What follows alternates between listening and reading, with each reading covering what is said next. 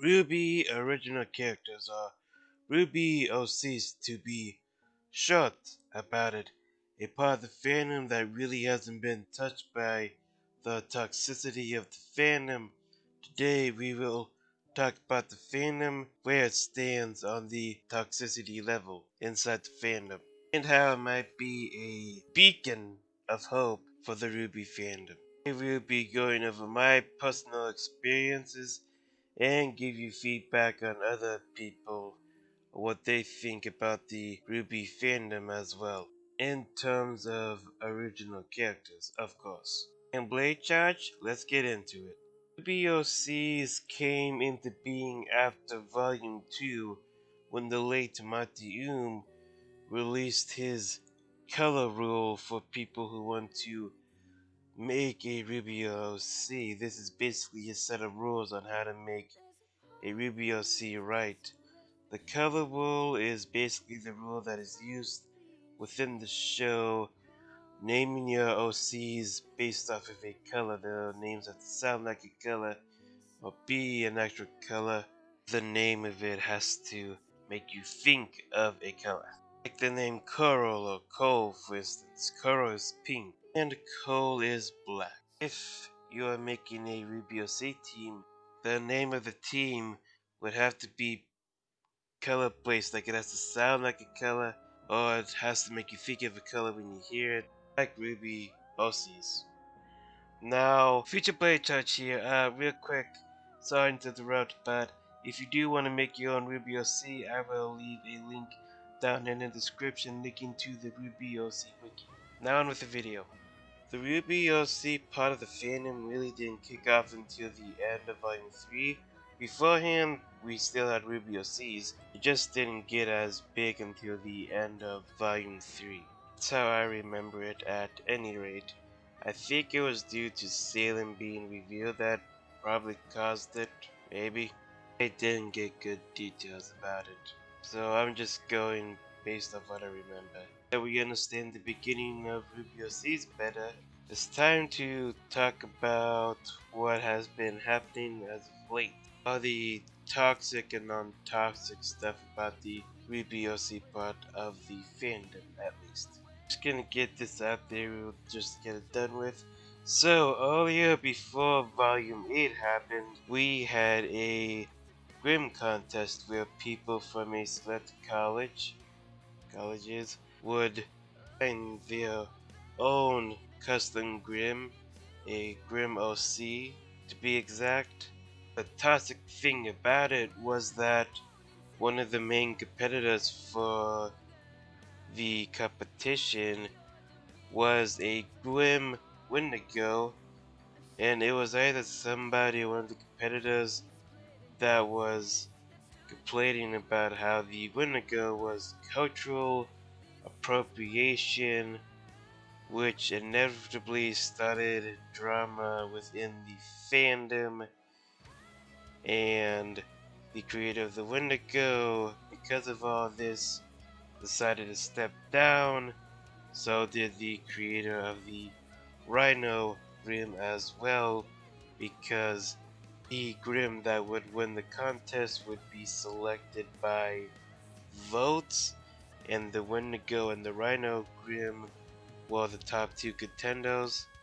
The Wendigo Grimm was number 1, and the Rhino Grimm was number 2, and that was just one big giant kerfuffle that got spiraled out of control. RT then decided that they themselves were selected and people were not. Pretty much ended the drama. Now, I did do a video about that myself, so if you are interested, I would leave it in the description and in the eye icon thingy as well. Though it was a Grimm, the monsters in the series and not a character like Faunus or human, it still counts as an original character, so that's why I just thought to put it in there.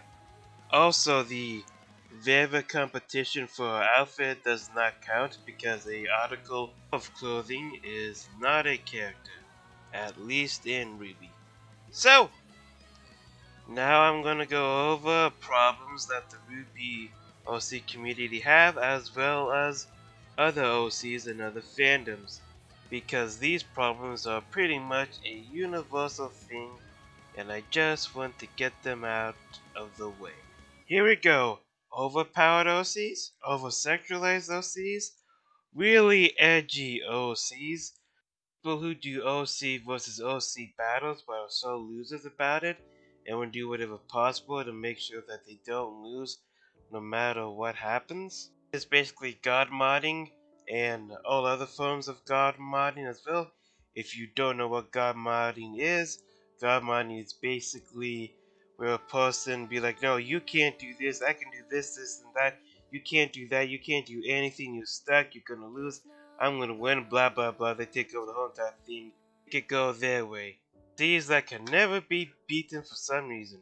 People who are jokes when they roleplay, cause let's be honest, with the RWBY community and this being a problem in other OC communities, it's basically a universal thing. I've had my fair share of experience, inside and outside of RWBY OCs. Outside meaning I did stuff in other OC communities outside of the RWBY fandom.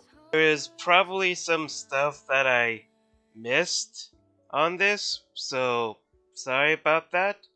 And if you do want to bring up any of the points that are universal OC original character problem, go ahead and tell me in the comments below, because I think I probably forgot some, like I don't know if I actually did, just feels like I did. I just wanted to get the main ones across.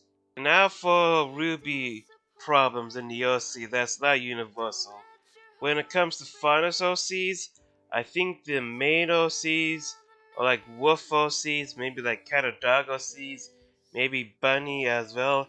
I'm not too sure. I really haven't been able to do a count.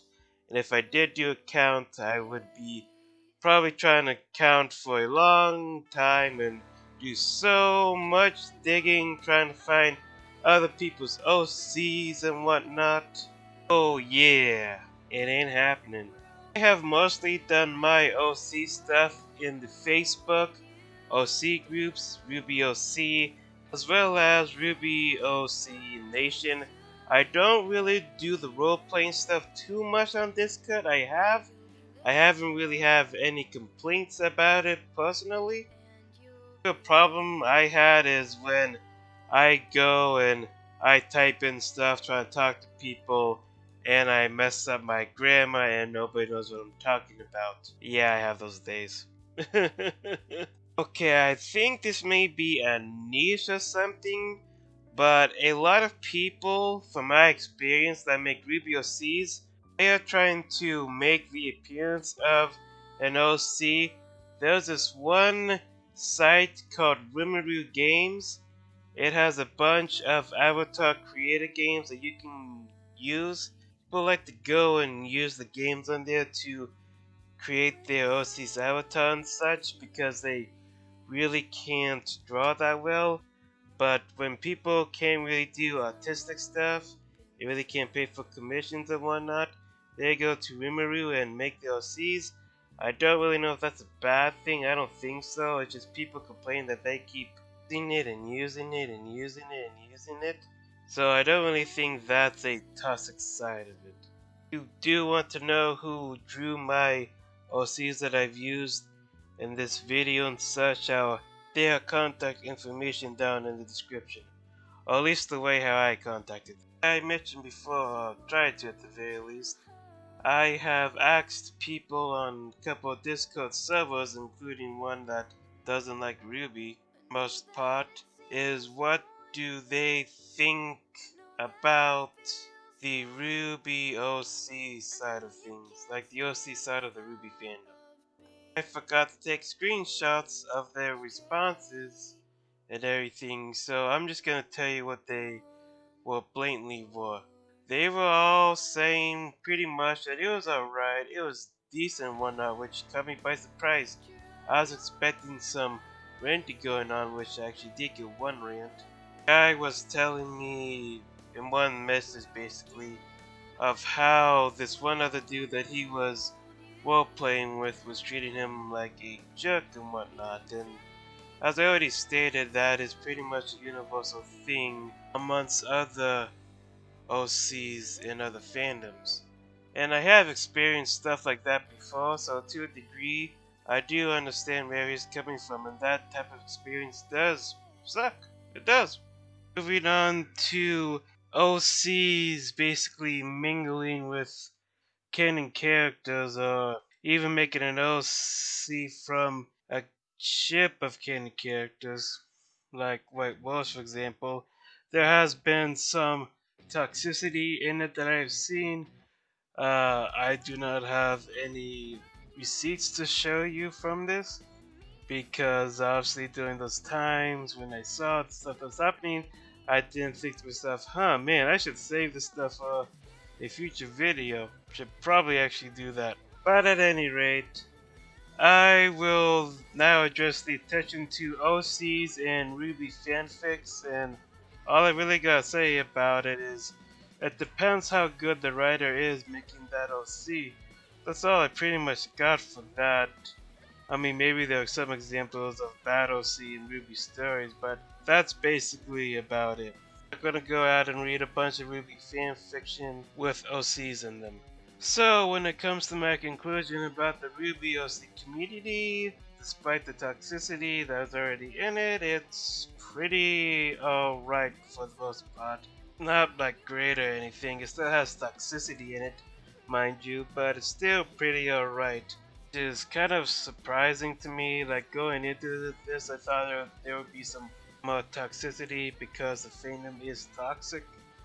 But my opinion on it, please tell me what you feel in the comments below. Hit the like button if you like the video, and if you're interested in what I do, hit the subscribe button. I do live stream video games at least once a week. And make sure to hit the notification bell and select all if you are going to be subscribed to my YouTube channel. It helps me out. So I have been the Blade Charge. I'll see you guys next time.